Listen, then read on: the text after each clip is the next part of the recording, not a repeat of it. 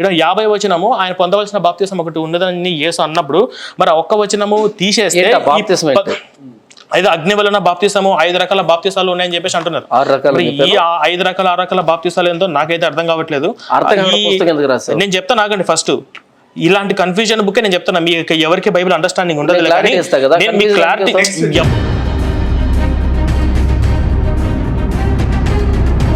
నీ ఇష్టం వచ్చినట్టు నువ్వు తప్పు చేస్తున్నావు, నువ్వు తప్పు నన్ను ఎవరు అడగడానికి?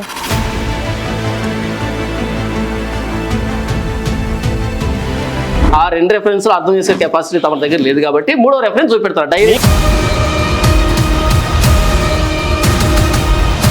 పుట్టక ముందు ఉన్న వ్యక్తి యేసు ప్రభు తాను చెప్పుకున్నాడా?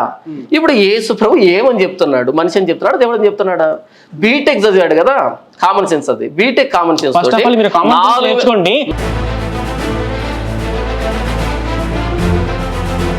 ఫస్ట్ వచ్చేసి యేసు ప్రభు దేవుడు అని చెప్పి బైబిల్ మొత్తం ఎక్కడ ఉంది? యేసు తను చెప్పినట్టు ఒక్క రిఫరెన్స్ నాకు చెప్పమని చెప్పండి ఫస్ట్. చూడు. సెకండ్ వచ్చేసి ఫిలిప్పీయులకు రాసిన పత్రిక 2వ అధ్యాయం. వాళ్ళు ఎవరు శిష్యులు ఎవరు చెప్పడం కాదు, యేసు చెప్పుకోవాలి. ఇక్కడ నేను దేవుణ్ణి, నన్ను ఆరాధించని చెప్పి యేసు చెప్పుకోవాలి.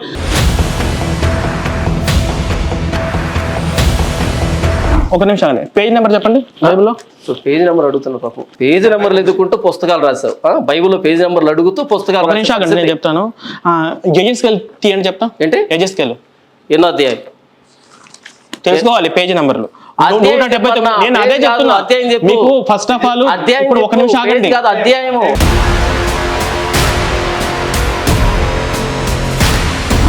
ఎంత చెప్పాను నేను సోదరు? నేను తొందరగా చెప్పేస్తాను. నువ్వు చెప్పే సోదరు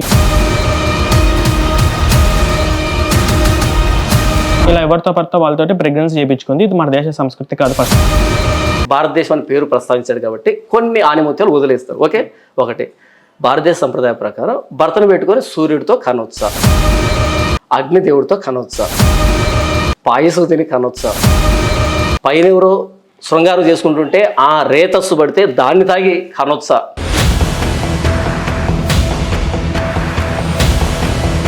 ఆత్మ అంటే రూపం లేదు కదా. కాబట్టి ఏంటంటే నేను చెప్తాను నా టైంలో. మరి అంతవరకు ఎదురు చూడొచ్చు కదా.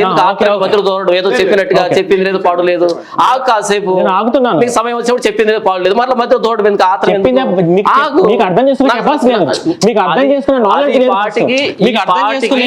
ఆడియన్స్ కి అర్థమైపోయింది. ఈ పాటికి ఆడియన్స్ కి అర్థమైపోయింది.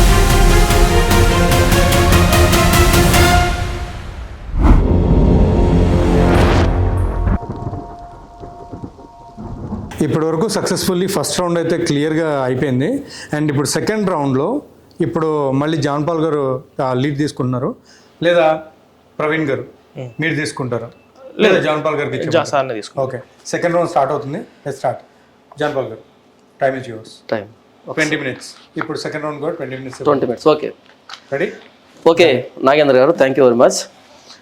ఇంతవరకు ప్రవీణ్ గారు మాట్లాడేటువంటి మాటలో డొల్లతనాన్ని చాలా స్పష్టంగా నేను గమనించాను. అదేంటంటే నేను అడిగినటువంటి ప్రశ్న, ఇక్కడ ఈయన రాసిన ప్రశ్న నేను కోట్ చేశాను, నా సొంతంగా కాదు. కానీ శాస్త్రవేత్తలు అందరూ నాస్తికులు అని రాశాడు. అందరూ, అక్కడ అందరూ కాదు పెట్టాల్సింది. కొందరు నాస్తికులు కొన్ని కనిపెట్టారు, మిగతా క్రైస్తవులు కూడా కనిపెట్టారు అని అంటే బాగుంటది. అందరూ అన్నప్పుడు నేనేం చూపించాను? పుస్తకం చూపించి క్రైస్తవులు వాళ్ళ పేర్లు వాళ్ళు ఏంటి అని చూపించాను. ఆ పుస్తకం ఆన్లైన్లో ఉంది, అమెజాన్లో అందరూ ఆర్డర్ చేసుకోండి మరి చూపించాను. ఏది నోటి పడితే చెప్పలేదు. కానీ ప్రవీణ్ గారు ఏమన్నారు అంటే దాన్ని పాపం ఎలా చెప్పాలో తెలియకుండా స్టీఫెన్ హాకింగ్స్ అంట, లేకపోతే ఐన్స్టైన్ అంట, తెలుసు వీళ్ళు నాస్తికులు అని అందరికీ తెలుసు. మనం మాట్లాడుతున్నది ఏంటంటే మానవ జాతికి పనికొచ్చే ఆవిష్కరణ కనిపెట్టినటువంటి ఎక్కువ శాతం 90% మంది క్రైస్తవుల పేర్లు, వారి పేర్లు చదివి ఆ పుస్తకాలు కూడా చూపించాను. ఇక్కడ వీళ్ళని ప్రస్తావించాడు. వీళ్ళు నాస్తికులు కాదని మేము ఎప్పుడు అన్నాం? సైంటిస్టులో నాస్తికులు లేరని మేము ఎప్పుడు అన్నాం? ఉన్నారు, తక్కువ శాతం మంది ఉన్నారు. కానీ ఎక్కువ శాతం 90% మంది క్రైస్తవులు ప్రపంచానికి పనికొచ్చేటువంటి కనిపెట్టారు. అందులో నేను మత్తు మందు కూడా చెప్పాను. దానికి మన ప్రవీణ్ ఒక మంచి జోక్ వేశాడు. ఎంత మంచి జోక్ అంటే, ఫస్ట్ ఈ భూమి మీద ఆపరేషన్ జరిగిందంట మానవ జాతిలో. అది ఎవరు చేశారంటే సుశ్రుత సమేత చేశాడంట. ఇంత మించిన జోక్ ఇంకోటి లేదు. ఇప్పుడు నేను చదివి వినిపిస్తాను చూడండి. ఎడ్విన్ స్మిత్ పెపైరస్ చెప్పింది ఏంటంటే 1600 BCలో first an ancient Egyptian medical text that describes surgical procedures including trephining form of skull surgery గురించి 1600 BCలో చెప్పారంట. మన సుశ్రుత సమేత ఎప్పుడు చేశారంట? 600 BCలో. అంటే ఎన్ని సంవత్సరాలు 1000 సంవత్సరాలు తేడాతో సుశ్రుత చేస్తే అంటే ఏదో ఒక విధంగా మనం పట్టుకొచ్చుకొని ఇరికించుకోవాలి మనం చెప్పినటువంటి సందర్భాన్ని. 1000 సంవత్సరాల తేడా. మొట్టమొదటి 1600 BCలో ఎడ్విన్ స్మిత్ పెపైరస్ లో పేర్కొనబడిందంట. ఇది స్కల్ సర్జరీ గురించి చెప్పబడిందంట. నేనేం చెప్పాను, మొట్టమొదట అనస్థీసియాను చేసింది ఒక క్రైస్తవుడు, దానికి బైబిల్ ఆధారం అని చెప్పాను. ఇప్పుడు దానికి ఆయన ఏం చెప్పాలి, కాదని చెప్పాలి పోగొట్టి. ఇప్పుడు సుశ్రుత మత్తుమంది చేశాడా? లేదే, మత్తుమంతగా చేసినదే. ఒకవేళ సుశ్రుత సంహితను మనం ప్రమాణంగా తీసుకొని ఈరోజు భారతదేశం అంతా మత్తుమంది లేక ఆపరేషన్ చేశారనుకో, అంతే. ఎవడు వెళ్ళలేక హాస్పిటల్కి ఈ బాధ భరించే ఆ బాధ భరించే కంటే ఈ బాధే నయమని. నేను చెప్పింది ఏంటి, ఆపరేషన్ సులభతరం చేసిన క్రైస్తవుడు మత్తుమంది కనిపెట్టడం ద్వారా. పాత రోజుల్లో ఇప్పుడు మనం హాస్పిటల్లోకి వెళ్తే ఆపరేషన్ థియేటర్ ఎక్కడ చూస్తామంటే మధ్యలో చూస్తాం ఆపరేషన్ థియేటర్. ఎందుకంటే ఏ సౌండ్ లేకుండా మత్తుమంది ఇచ్చి ఆపరేషన్ చేస్తున్నారు. పాత రోజుల్లో హాస్పిటల్ ఎక్కడ ఉంటే ఆపరేషన్ థియేటర్ 5 కిలోమీటర్ల దూరంలో ఉండేది. ఎందుకో తెలుసా, ఇటువైపు ఇద్దరు పట్టుకొని ముగ్గురు పట్టుకొని వాడికి ఆపరేషన్ చేస్తాం. వాడేసి కేకలకి ఎవడు హాస్పిటల్కి రాడని 5 కిలోమీటర్ల దూరం కట్టేవాళ్ళు ఆపరేషన్ థియేటర్ని. ఎందుకంటే భయంకరంగా ఉండేది, మత్తు లేకుండా చేసేటువంటిది.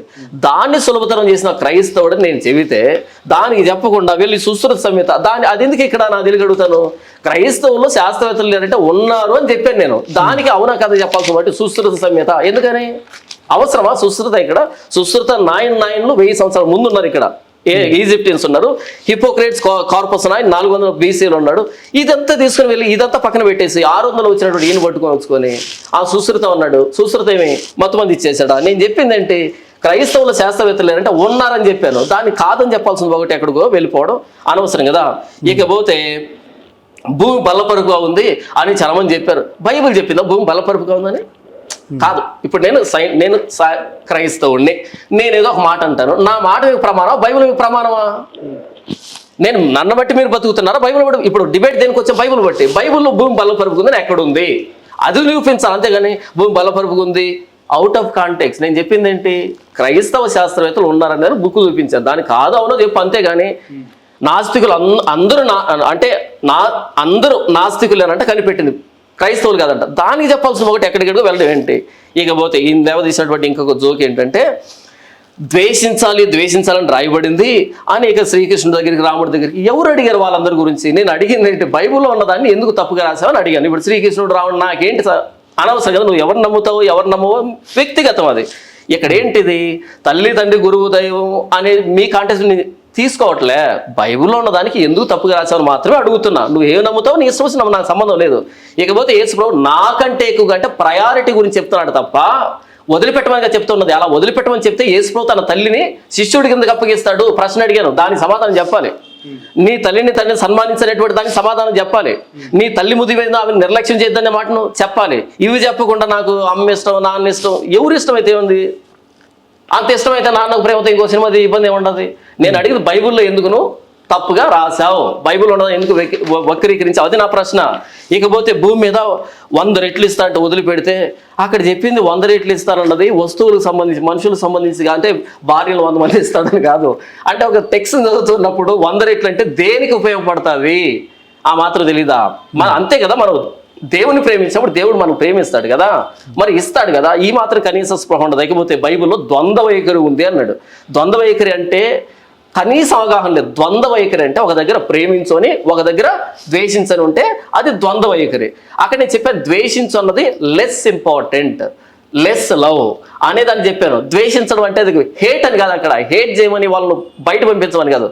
ద్వంద్వ వైఖరి అంటే ఏంటంటే వ్యభిచారం చేయొద్దని చెప్పి ఈయన వ్యభిచారం చేసి ఇది లోక కళ్యాణం కోసం అంటే అది ద్వంద్వ వైఖరి అంటే. ద్వంద్వ వైఖరి అంటే ఏంటంటే క్వైట్ ఆపోజిట్లో ఉండాలి. బైబిల్లో ఉన్నది ద్వంద్వ వైఖరి కాదు, బైబిల్లో ఉన్నది ఎలాబొరేషన్. ఒక దగ్గర చెప్పిన దాన్ని ఇంకో దగ్గర ఎలాబొరేట్ చేయడం. ఒక దగ్గర చెప్పిన దాన్ని ఇప్పుడు ఉదాహరణకి మీరు మాట్లాడుతూ ఉండి, మీ పేరేం పెట్టుకోదు, డేవిడ్ ఈరోజు జాన్పాలను వేసుకున్న వైట్ షర్ట్ చాలా బాగుంది, కారులో నుంచి వైట్ షర్ట్లో దిగుతుంటే చాలా బాగున్నాడు మీరు అన్నారు అనుకోండి. ఆయన నన్ను చూసి అదేంటి ఆయన బ్రౌన్ కలర్ బ్లేజర్ వేసుకున్నారు కదా అంటే అది ఒక కాంటెక్స్ట్. వైట్ షర్ట్ అనేది తర్వాత వేసుకున్నది ఇదో కాంటెక్స్ట్, ఎలాబొరేషన్, ఒక విషయాన్ని విస్తరించడం, అంతేగాని వైటే ఫిక్స్గా మరి కాదు.